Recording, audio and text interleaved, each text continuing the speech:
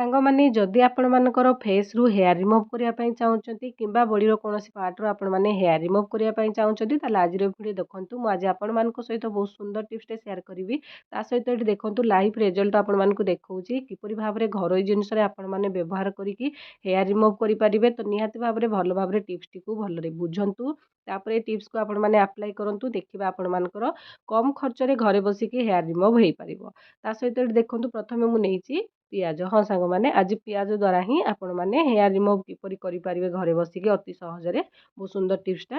ନିହାତି ଭାବରେ ମୁଁ ରିକ୍ୱେଷ୍ଟ କରିବି ଭଲ ଭାବରେ ଭିଡ଼ିଓକୁ ଦେଖନ୍ତୁ, ବୁଝନ୍ତୁ କେଉଁ ଜିନିଷ କେତିକି ମାତ୍ରାରେ ନିଆହେଉଛି, କେତେବେଳେ କ'ଣ ଦିଆହେଉଛି ସେଇଟା ଆପଣମାନେ ଭଲ ଭାବରେ ଦେଖନ୍ତୁ। ଯେହେତୁ ହୋମ୍ ରେମେଡ଼ି ନିହାତି ଭଲ ଭାବରେ ସବୁ ଜିନିଷର କ୍ୱାଣ୍ଟିଟି ଠିକ୍ ରଖି ଆପଣମାନେ ବନେଇଲେ ଆପଣମାନଙ୍କର ଟିପ୍ସ ହେଉ କିମ୍ବା ଆପଣମାନଙ୍କର ଯେଉଁ ରେମେଡ଼ିଟା ବନେଇବେ ସେଇଟା ନିହାତି କାମ କରିବ।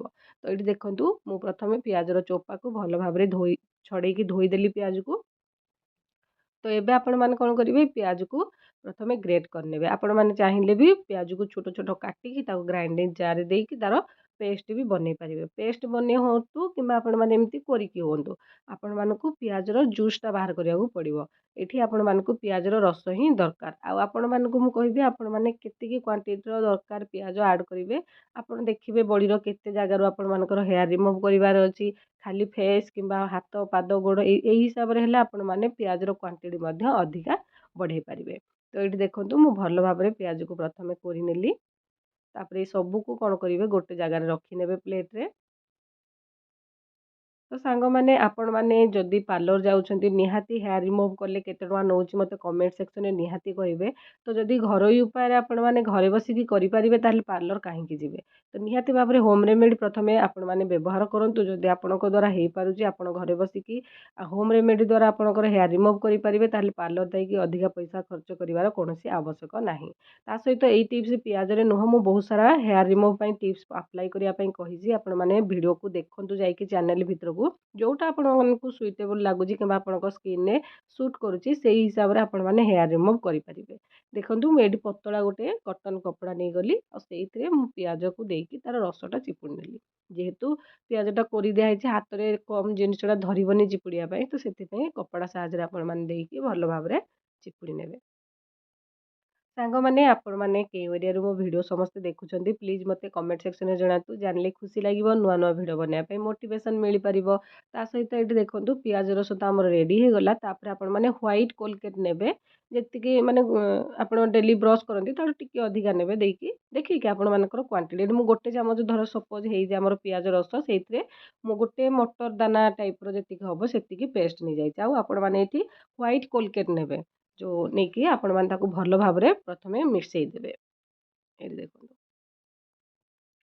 ଏପରି ଭାବରେ ପ୍ରଥମେ ମିଶାଇ ଦେବେ। ମିଶାଇ ସାରିକି ତାପରେ ଏଥିରେ ଆଉ କିଛି ଜିନିଷ ଆମେ ଆଡ଼୍ କରିବା ଯେଉଁଟାକି ଘରେ ଅଛି। ଘରୋଇ ଜିନିଷରେ ଆପଣମାନେ ନିହାତି ଭାବରେ ସବୁ ଜିନିଷ ଆପଣଙ୍କ ସ୍କିନ୍ କେୟାର ହେଉ ହେୟାର୍ କେୟାର ହେଉ ଘରୋଇ ଉପାୟରେ ସବୁ ଜିନିଷ କଲେ ହିଁ ଭଲ ହେବ। କାରଣ ନ୍ୟାଚୁରାଲ୍ ଜିନିଷ ଯେତେ ବ୍ୟବହାର କରିବା ସେତେ ଆମ ସ୍କିନ୍ ଆଉ ହେୟାର୍ ପାଇଁ ଭଲ। ତାପରେ ଆପଣମାନେ ନେବେ ଏଠି ଚାଉଳ ଚୂନା। ଚାଉଳ ଚୂନାଟା ଆପଣମାନେ ଜାଣିଥିବେ ଟିକେ ହାତକୁ ରଫ୍ ରଫ୍ ଲାଗେ ମାନେ ଖଦଡ଼ିଆ ଲାଗେ ହାତକୁ। ତ ଚାଉଳ ଚୂନାଟା ବେଷ୍ଟ କାମ କରିବ ଏଇଠି। ତ ଅରୁଆ ଚାଉଳର ଚୂନା ଆପଣମାନେ ଏଇଠି ଗୋଟେ ଚାମଚ କିମ୍ବା ଦେଖିକି ଆପଣଙ୍କର କେତିକି ନେଇଛନ୍ତି ପିଆଜ ରସ ସେଇ ହିସାବରେ ଯେତିକି ଆବଶ୍ୟକ ସେତିକି ଆପଣମାନେ ଚାଉଳ ଚୂନା ଦେଇଦେବେ। ଗୋଟେ ଚାମଚ ଚାଉଳ ଚୂନା ଦେବେ ଆଉ ତାକୁ ଭଲ ଭାବରେ ଗୋଳେଇ ନେବେ। ଦେଖନ୍ତୁ ଏପରି ଭାବରେ ଗୋଳେଇ ନେବେ। ଚାଉଳ ଚୂନା ଯଦି ବି ଘରେ ହଠାତ୍ ନାହିଁ ଆପଣମାନେ ଅରୁଆ ଚାଉଳକୁ ମାନେ ହାଲକା ଗ୍ରାଇଣ୍ଡିଙ୍ଗ ଶୁଖିଲା କରିକି ତାର ଚଲେଇ ନେବେ। ଚଲେଇକି ହାଲକା ଯେଉଁ ପତଳା ପତଳା ବେଶୀ ପତଳା ନୁହଁ ଟିକେ ଖଦଡ଼ିଆ ଥିବ ହେଇ ପାଉଡ଼ରକୁ ଆପଣମାନେ ନେଇପାରିବେ। ତା ସହିତ ଏଠି ଆମର ନେବା ଇନୋ। ଇନୋ ମୁଁ ଏଇଠି ନେଇଛି ହାଲକା ଅଧା ଚାମଚ ପାଖାପାଖି। ଆପଣମାନେ ଇନୋ ନେଇପାରିବେ। ଇନୋ ଜାଗାରେ ଲେମ୍ବୁ ରସ ବି ଅଛି ଯଦି ଆପଣଙ୍କ ଘରେ ଦେଇପାରିବେ। ତା ସହିତ ହାଲକା ମୁଁ ଯେହେତୁ ଇନୋ ନେଇଛି ହାଲକା ଟିକେ ପାଣି ଦେଇଦେଲି ତ ରିଆକ୍ସନ୍ ସୃଷ୍ଟି ହେବ। ତାପରେ ଆପଣମାନେ ୟାକୁ ଭଲ ଭାବରେ ଗୋଳେଇ ନେବେ। ଗୋଳେଇ ସାରିଲା ପରେ ଏଇଟା ଗୋଟେ ସ୍ମୁଥ୍ ପେଷ୍ଟ ହେଇକି ରେଡ଼ି ହେଇଯିବ ଫମ୍ପଲ୍ ଟାଇପ୍‌ର। ଆପଣମାନେ ଦେଖିବେ ଇନୋ ପକାଇଲା ପରେ ତାର ଗୋଟେ ଅଲଗା ଇଏ ହେଇଯିବ ତ ହାଲକା ହେଇଯିବ ପେଷ୍ଟଟା। ତ ସେଇ ହିସାବରେ ହେଲେ ୟାକୁ ତୁରନ୍ତ ଆପଣମାନେ ଆପ୍ଲାଏ କରିବେ, ଜମାରୁ ରଖିବେନି। ତ ଦେଖନ୍ତୁ ଏଇଟା ପୁରା ଭଲ ଭାବରେ ମୁଁ ଗୋଳେଇ ନେବି। ଗୋଳେଇ ହେଇକି ରେଡ଼ି ହେଇଗଲା। ତ ଦେଖିପାରିଲେ ରେଡ଼ି ହେଇଗଲା। ୟାକୁ ଏବେ ଆପ୍ଲାଏ କରିବା। ଚାଲନ୍ତୁ ଦେଖିବା କିପରି ୟାକୁ ଆପଣମାନେ ଆପ୍ଲାଏ କରିବେ। ଏଇଠି ଦେଖନ୍ତୁ ମୁଁ ପ୍ରଥମେ ଗୋଡ଼ରେ ଦେଖିଥିବେ ମୋର ବେଶୀ ତ ଚୁଟି ନାହିଁ, ଯେତିକି ବି ଅଛି ଜଣାପଡ଼ୁଛି ଆପଣମାନଙ୍କୁ। ମୁଁ ଆଶା କରୁଛି ଦେଖନ୍ତୁ ଏଇ ଚୁଟି ଗୁଡ଼ାକ ସବୁ ରିମୁଭ୍ କରିବାର ଅଛି। ତ ପ୍ରଥମେ କ'ଣ କରିବେ, ଚୁଟିକୁ ଭଲ ଭାବରେ ଯେଉଁ ପଟ ସାଇଡ଼୍‌କୁ ଚୁଟି ଗୁଡ଼ାକ ହେଇଥିବ ସେଇ ଆଡ଼କୁ ସାଇଡ଼୍ କରିନେବେ ଆଉ ସେଇ ଲେୟାରରେ ଆପଣମାନେ ଲଗେଇବେ। ଯେମିତି ଚୁଟିଟା ଉଠିକି ଯୋଉ ଆଡ଼କୁ ଯାଇଥିବ ସେଇ ହିସାବରେ ଆପଣମାନେ ଏ ପେଷ୍ଟଟିକୁ ଲଗେଇବେ। ଲଗେଇକି ତାପରେ ଲେପ ଦେଲା ଟାଇପ୍‌ର ଟିକେ ଲଗେଇବେ। ଦେଖନ୍ତୁ। ତ ସାଙ୍ଗମାନେ ଯଦି ଆପଣମାନେ ଚାହୁଁଛନ୍ତି ଲେମ୍ବୁ ତା ସହିତ ଆମର ଚିନି ଦ୍ୱାରା କିପରି ହେୟାର୍ ରିମୁଭ୍ କରାଯିବ ତାର ବି ଟିପ୍ସ ଆପଣମାନେ ଦେଖିପାରିବେ ଯାଇକି। ଏମିତି ନୁହଁ, ଗୋଟେ ଦିଟା ନୁହଁ, ମୁଁ ବହୁତ ସାରା ହେୟାର୍ ରିମୁଭ୍‌ର ଟିପ୍ସ ଆପଣମାନଙ୍କ ସହିତ ସେୟାର କରିଛି। ମୋ ଚ୍ୟାନେଲକୁ ଯାଆନ୍ତୁ, ଦେଖନ୍ତୁ, ଯୋଉଟା ଭଲ ଲାଗୁଛି ସେଇଥିରେ ଆପଣମାନେ ୟୁଜ୍ କରିକି ହେୟାର୍ ରିମୁଭ୍ କରନ୍ତୁ। ଏମିତି ଦେଖନ୍ତୁ ଲଗେଇ ନେବେ। ଲଗେଇ ନେଇକି ଆପଣମାନେ ପାଖାପାଖି 10, 15, 20 ମିନିଟ୍ ଛାଡ଼ିଦେବେ। ଯେତିକି ଟାଇମ୍ ଅଛି 10 ମିନିଟ୍ ହଉ, 15 ମିନିଟ୍ ହଉ, 20 ମିନିଟ୍ ଛାଡ଼ିଦେବେ। ଛାଡ଼ି ସାରିଲା ପରେ ଆପଣମାନେ ହାଲକା ଟିକେ ଡ୍ରାଏ ହେଇଗଲା ପରେ ଖଣ୍ଡେ ଟିସ୍ୟୁ ପେପର ହଉ କିମ୍ବା ଯେକୌଣସି କପଡ଼ା ସାହାଯ୍ୟରେ ଆପଣମାନେ ତାକୁ ଅପୋଜିଟ୍ ସାଇଡ଼୍‌କୁ ଉଠେଇବେ। ଯେମିତି ଲଗେଇଥିଲେ ସେମିତି ମାନେ ତାକୁ କାଢ଼ିବେନି। ଯେମିତି ଲଗେଇଥିଲେ ତଳମୁହାଁ କରିକି ତ ଉପର ପଟ ସାଇଡ଼୍‌ରୁ ଉପରକୁ କରିକି ଆପଣମାନେ ଟାଣିକି ଟିକେ ଜୋରରେ ଆପଣମାନେ ଉଠେଇବେ। ଯାହାଫଳରେ ଯାହା ବି ଚୁଟି ଥିବ ସେଟା ସବୁ ଛିଡ଼ିଯିବ। ଯେହେତୁ ଏଟା ଗୋଟେ ଅଲଗା ଟାଇପ୍‌ର ଅଠା ଅଠା ଲାଗିବ ତ ଚୁଟି ଗୁଡ଼ାକ ସବୁ ଉପୁଡ଼ିଯିବ। ଏଠି ଦେଖୁଛି ମୁଁ ଆପଣମାନଙ୍କୁ ଚୁଟି ଗୁଡ଼ାକ ଉପୁଡ଼ିଛି କି ନାହିଁ। ତ ଦେଖନ୍ତୁ ଏଇଠି ଜଣାପଡ଼ିବ, ସେଥିରେ ଅଧିକା ବହଳିଆ ଥିଲା ଜଣାପଡ଼ିଲାନି। ଏବେ ଦେଖିପାରୁଥିବେ ସବୁ ଚୁଟି ଗୁଡ଼ାକ ଉପୁଡ଼ି ଆସିଛି। ତ ଏହିପରି ଭାବରେ ଆପଣମାନେ ଯେତେବେଳେ ଆପ୍ଲାଏ କରିବେ, ଥରେ 2 ଥର ଆପ୍ଲାଏ କଲା ପରେ ପ୍ରାୟ ସବୁ ଚୁଟି ଉପୁଡ଼ିଯିବ ଆଉ ଆପଣମାନଙ୍କର ସେ ଜାଗାରୁ ଚୁଟି ଉଠିବାର ଯେଉଁ ହରମୋନ୍‌ଟା ଥାଏ ଟିକେ କମିଯିବ।